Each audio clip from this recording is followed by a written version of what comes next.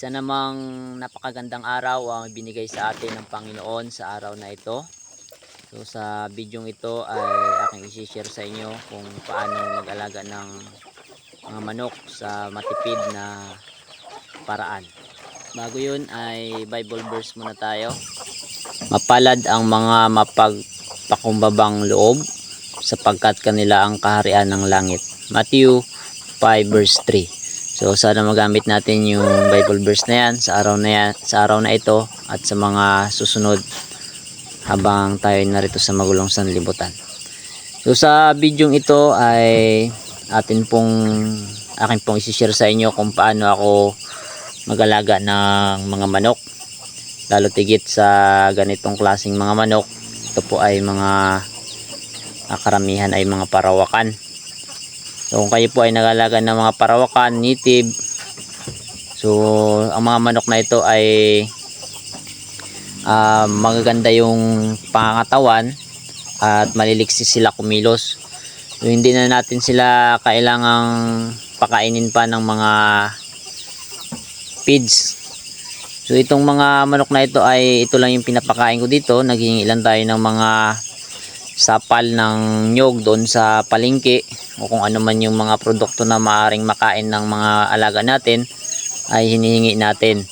So maliban dito sa mga sisiw ng mga shamu, ito ay pinapakain talaga natin dahil ito ay mahal, binibinta natin sa mahal na halaga. So kailangan natin na pakainin talaga sila ng feeds para maganda yung quality at maibenta rin natin sila ng mahal. So 1.5 po per month yan hanggang 2,000. Huli na itong mga iba naman ay meron tayong mga inahin na pure shamu dito, pinapakain din natin ng feeds pero pa konti-konti lang. Pero itong mga sisiw na mga parawakan lang, may lahing parawakan, mga hindi ganun kahalaga, ay pinapabayaan lang natin sila habang bitaw. So, hindi na natin sila pinapakain ng mga ano pa man sapagkat yung mga manok po na ganito ay talagang kahit hindi mo na sila pakainin talaga sila ay mabubuhay. So, ito yung ginagamit nating broodcock. So brood stag pala kasi bata pa ito, stag pa lang. Yan, wala pang tahid. Ang bloodline naman ito ay Dumpo times Shamu. So yan, mga pinapakain natin ng fish yan. Pero yung mga native parawakan, inahayaan lang natin sila na nakabitaw. So kasi pag inalagaan mo yung mga native,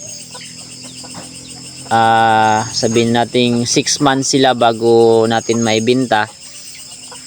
So kung papakainin mo yan araw-araw ng feeds, sumitimbang lang yan ng 1 hanggang 2 kilo.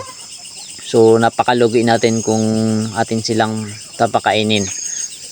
So yung mga sisiw na yan, hinahayaan natin silang mapisa ng inahin, hindi tayo nag-incubate. At the same time, pinapatrain natin yung mga sisiw sa nanay. Kasi habang maliliit pa sila, kita nyo yung mga sisiw na yan, maliliksiyan sila kahit na tag-ulan ngayon ay hindi sila basta-basta nagkakasakit at magagaling sila maghanap buhay sapagkat na-train na sila habang maliliit pa sila, na-train na sila ng kanilang inahin. So parang tao rin yan. Kapag bata pa ay marami ng alam na trabaho, hanggang paglaki nila ay marami silang alam na trabaho. Ito yung ating mga inahin na pure Japanese Shamu. Yung kapag nagkakasisiw yan yung ating pinapakain ng feeds tsaka binavitamins natin para mahal kasi yung ito, hindi tayo malulugi kahit pakainin natin. Pero kapag mga native lang tsaka mga parawakan, ang bintahan niya ay mga per kilo lang, ay hindi na natin kailangang gastusan pa yan sapagkat sila ay kusa na lang yan maghanap ng pagkain nila. At kapag sinanay natin sila na pinapakain ay makukulit yan, pumapasok sa ating mga bahay at susunod-sunod kung saan tayo pupunta. Kaiba sa sinanay natin sila na sila yung naghanap ng pagkain nila, talagang masisipag sila. At dumarami naman sila sa awa ng Diyos. Basta wala lang tayong kapitbahay na ano, yung alam nyo na yun, yung mga hindi lumalaban ng patas. Ito yung ating isang broodcock. Ito naman ay pure Asel. So, bata pa rin yan. Stag pa lang. So yan ay ikukross natin sa mga Shamu natin para hindi ganun kahalaga. Kasi masyadong mahal yung pure Japanese Shamu.